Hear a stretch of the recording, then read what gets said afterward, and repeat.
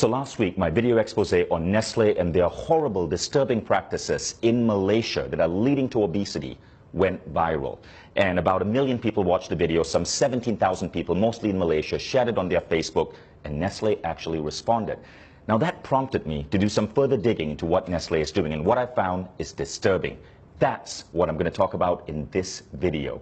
See, Nestle says that their drink Milo is a health drink. They run ads telling kids to drink Milo every single day. They say that Milo gives you energy.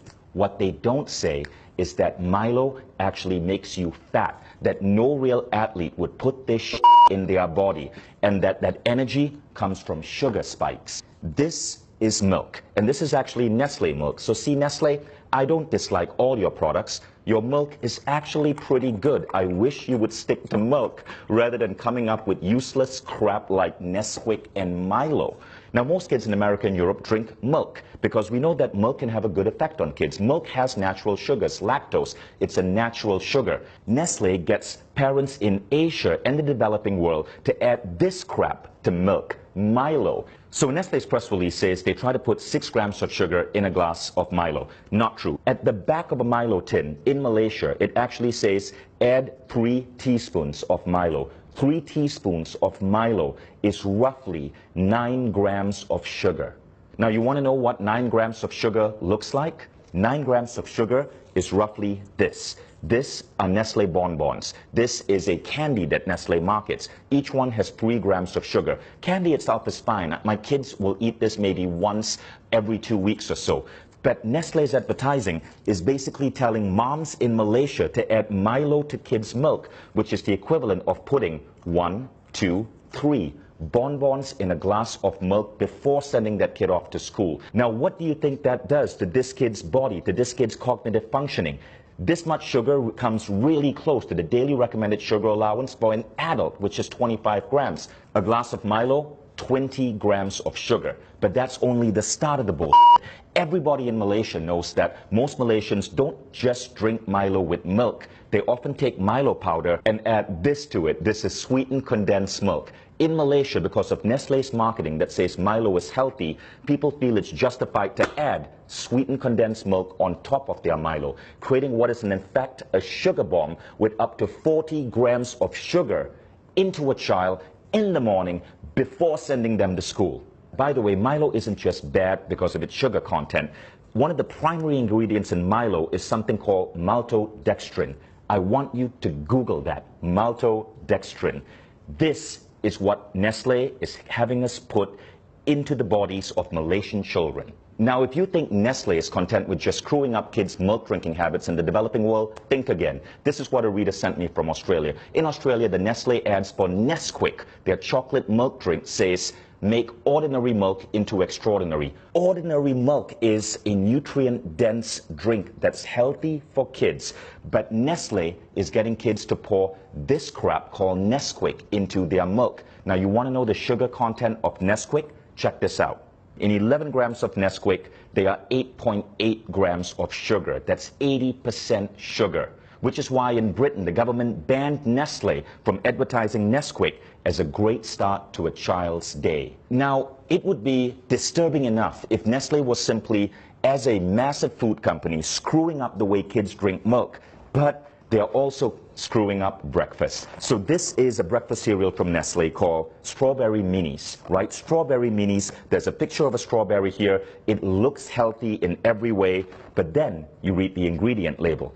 And by law, Nestle has to list ingredients in order of most common. Here's the ingredient label for Strawberry Minis. Number 1 ingredient, sugar. Number 2 ingredient, palm oil. Number 3 ingredient, glucose syrup. Number 4 ingredient, maltodextrin. Number 5 ingredient, cornstarch. Number 6 ingredient, salt.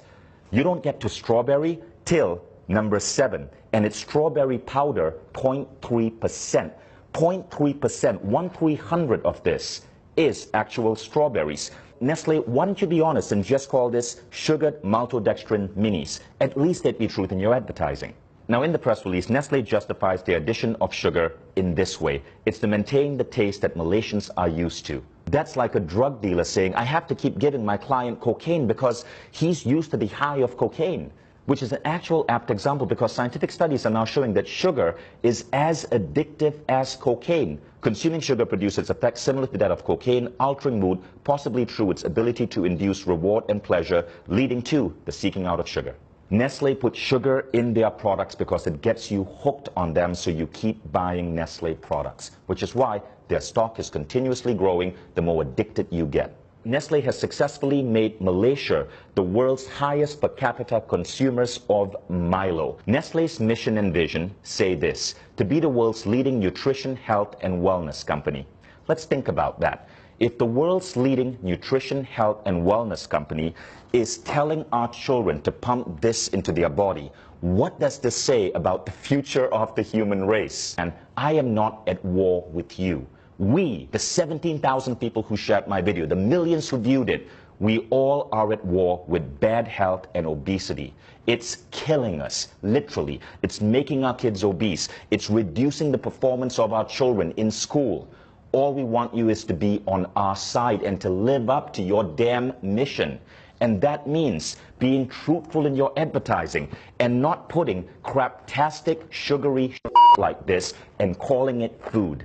Now, Nestle has been in controversies before. There was the baby powder controversy. Millions of babies malnourished because Nestle convinced women in India and Africa to feed their babies Nestle baby powder rather than breast milk. There is the water controversy in the United States, where Nestle has become the world's biggest supplier of bottled water, and in many cases convincing people that they need to buy expensive plastic bottled water, which ultimately causes mass plastic pollution, huge greenhouse contribution, rather than drink the water from their tap, which in many places is actually clean. All of these controversies were exposed. Nestle had to change practices because people like you spoke up. People like you would not let a large corporation get away with the lies, which is why I really appreciate you guys who shared that last video. There was something Nestle said in that press release that I really liked, and we got to give them credit for. They said, in line with the ever-evolving needs of our consumers, we continuously make efforts to produce healthier and tasty products. You know what this means, people of Malaysia, Australia, Indonesia, the Philippines. Nestle says they're listening to you, so make your voices heard. Share this video, dub this video in your native language. You can even take the script from this video and the previous video, act it out yourself, put it up on your YouTube channels. You get the views. Share it with your friends on WhatsApp, share it on Facebook, spread this video. Nestle says they are listening to you. Let's see if that's true or it's another Nestle lie. Thank you all in advance for sharing this. And Nestle, I look forward to your next press release.